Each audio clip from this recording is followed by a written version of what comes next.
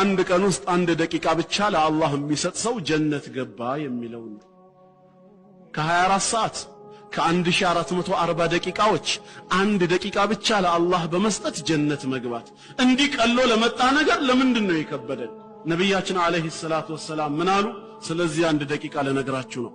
ሰይዱል ኢስቲግፋር የኢስቲግፋሮች ሁሉ አለቃ اللهم أنت ربي لا إله إلا أنت خلقتني وأنا عبدك وأنا على عهدك ووعدك ما استطعت أبوء لك بنعمتك علي وأبوء بذنبي فاغفر لي فإنه لا يغفر الذنوب إلا أنت 30 سكند ما تمولان اتشن استغفار فمن قالها من النهار موقنا بها بقنو كفل جزي عند جزي السواني على الصواب متملاكتو ነገር ፍጹም እርግጠኛ የሆነ فمات من يومه قبل أن يمسي በዛው ቀን ከማምሸቱ በፊት ቢሞት ይሰዋል فهو من أهل الجنة የጀነት ሰው ነው።